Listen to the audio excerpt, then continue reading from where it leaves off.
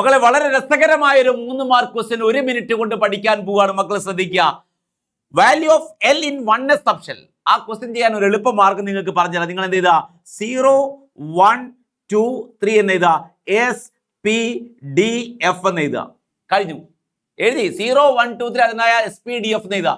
എന്നാൽ ആൻസർ ആയേ value of L in 1s subshell. അപ്പൊ 1s ആണ്. എസിന് എൽ വാല്യൂ എത്രയാ? എസിന് എൽ വാല്യൂ എത്ര? 0 ആണ്. സോ എസിന്റെ എൽ വാല്യൂ കൊടുക്കുക.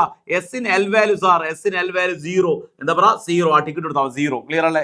എസിന്റെ എൽ വാല്യൂ എത്ര? എസിന്റെ എൽ വാല്യൂ എത്ര? 0 ആണ്. Clear. The value of L in 2s subshell. 2s വീണ്ടും 2s ആണ്.